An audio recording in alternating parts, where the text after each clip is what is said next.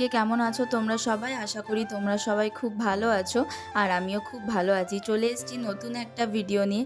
আজকের আকাশটা দেখো কি সুন্দর না, ঝলমলে রোদ উঠেছে, কোনো মেঘলা ভাব নেই। আজকে কিন্তু আমি সকাল সকাল স্নান করেছি, যেহেতু এক জায়গায় যাওয়ার আছে। তো চলো ওখানে গিয়ে কি কি করলাম না করলাম তোমাদের সাথে সমস্ত কিছুই শেয়ার করব।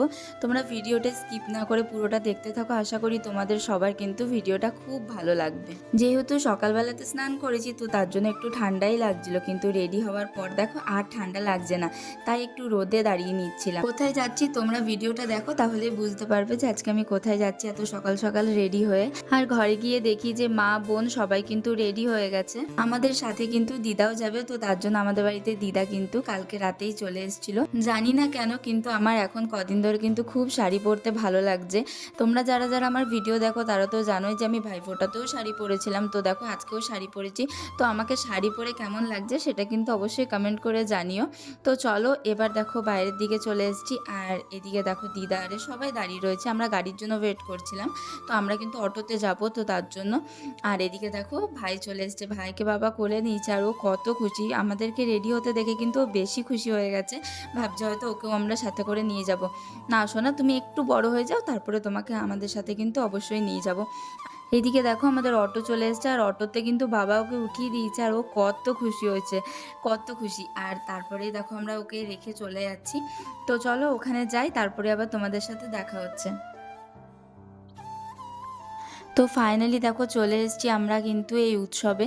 আর এখানে ঢোকা মাত্রই কিন্তু সব দাদারা কিন্তু জয়গুরু করছিল হাত জোর করে। শুধু দাদারাই নয়, এদিকে অনেক দিদিরা, মায়েরা, বোনেরা সবাই কিন্তু দাঁড়িয়েছিলেন আর হাত জোর করে জয়গুরু জানিয়ে কিন্তু সবাইকে ওয়েলকাম জানাচ্ছিলেন। আর দেখো আমরা যখন যাই তখন কিন্তু অতটাও ভিড় ছিল না, চারিদিক ফাঁকা ফাঁকাই ছিল।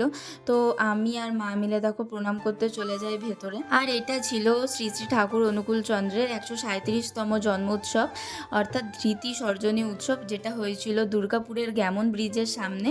তো জানি না তোমরা যারা যারা ভিডিও দেখছো কারা কারা এসেছো না এসেছো, কিন্তু আমি কিন্তু সেখানে গিয়েছিলাম আর আমার কিন্তু খুব ভালো লেগেছিল। আর তারপরেই কিন্তু আমরা ভেতরে চলে যাই ঠাকুরকে প্রণাম করতে। আর দেখো ভেতরে যাওয়ার সময়তেও দেখি যে দু সাইডে কিন্তু অনেক মায়েরা লাইন দিয়ে দাঁড়িয়েছিল।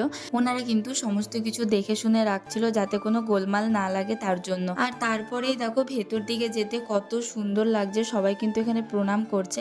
আর ঠাকুরকে দেখো কত সুন্দর করে সাজিয়েছে। আর জানো তো এই যে ফুলগুলো আছে না, এগুলো কিন্তু সব রিয়েল ফুল, একটাও কিন্তু প্লাস্টিকের ছিল না, তার জন্য কিন্তু খুব সুন্দর লাগে চারিদিকটা দেখতে। আর এই উৎসবটা কিন্তু প্রতি বছর হয়, আগের বছর হয়েছিল নবারুণ মাঠে, আর এই বছর হচ্ছে দুর্গাপুর গ্যামন ব্রিজের সামনে যে মাঠটা আছে তো ওইখানে। আর পরের বছর থেকে হবে কিন্তু চিত্রালয় মাঠে। তো তোমরা সবাই যেও, আমি এক বছর আগে থেকে তোমাদের সবাইকে নিমন্ত্রণ করে দিলাম।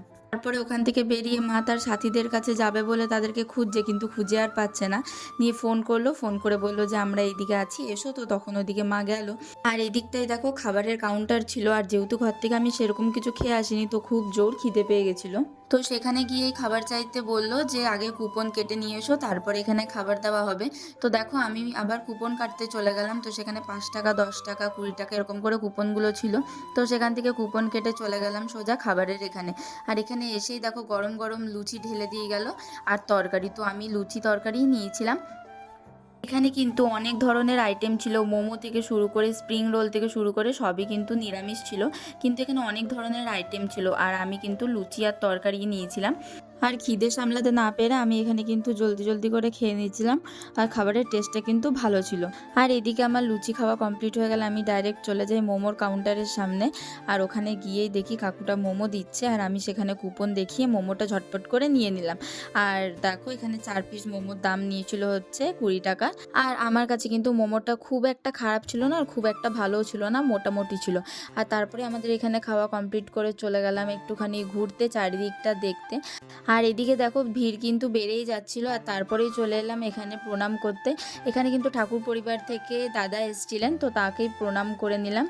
আর তাকে দর্শন করবার জন্য দেখো কত লোক এখানে এসছেন। আর এবার কিন্তু তারা বাড়ি চলে যাবেন, তার জন্য কিন্তু এখানে নামছেন। আর তখন দেখো সবাই কিন্তু ভিড় করে তাদেরকে প্রণাম করছিল, কেউ ভিডিও বানাচ্ছিল। তো আমাদের কিন্তু ফটো তোলা বারণ ছিল, তো আমি ছোট্ট করে একটা ক্লিপ নিয়েছি, আর যেহেতু তোমাদের সাথে শেয়ার করব তার জন্য। তো আর তারপরেই দেখো ওখান থেকে বেরিয়ে আসার পর আমার কিন্তু আন্নাদির সাথে দেখা হয়ে গেল।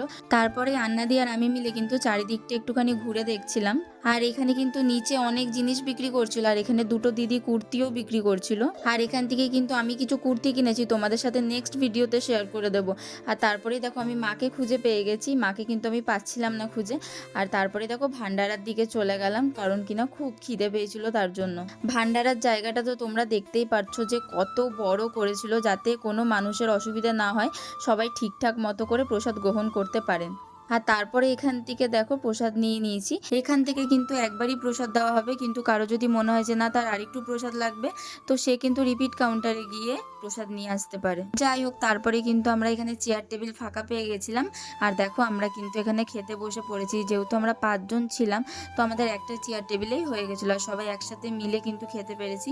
আর এখানে খাবারের মেনুতে ছিল হচ্ছে সমস্ত সবজি দিয়ে ডালিয়ার খিচুড়ি, বোঁদে আর চাটনি, বেশ ভালো ছিল। আর তারপরে দেখো এখানে একটু ফাংশন দেখছিলাম, আর দেখো কত লোক হয়েছে, পুরো ভর্তি হয়ে গেছে মাঠটা, একটুও জায়গা ছিল না কোথাও। তারপরে ফাংশন দেখে আমি আর মা মিলে কিন্তু একটু বসে রেস্ট নিচ্ছিলাম, কারণ কিনা এত ঘোরাঘুরির পর কিন্তু পাগুলো প্রচণ্ড ব্যথা করছিল। আর এদিকে দেখো অনেকেই কিন্তু এখানে বসে রেস্ট নিচ্ছিল। আর তার কিছুক্ষণ পরেই কিন্তু আবার ঠাকুর প্রণাম করে আমি আর মা বেরিয়ে পড়ছিলাম ঘরের দিকে যাওয়ার জন্য, যেহেতু আমাদের ঘর এখান থেকে অনেকটাই দূর, তো তার জন্য একটু বেলাবেলিই বেরিয়েছিলাম। আর দেখো আমি আর মা কিন্তু বাসে করে চলে এসেছি ঘরে। আর তোমাদের ভিডিওটা কেমন লাগলো সেটা কিন্তু অবশ্যই আমাকে কমেন্ট করে জানাও। আর যদি তোমাদের ভিডিওটা ভালো লেগে থাকে তো like, comment, share and subscribe করে দিও। চলো টাটা।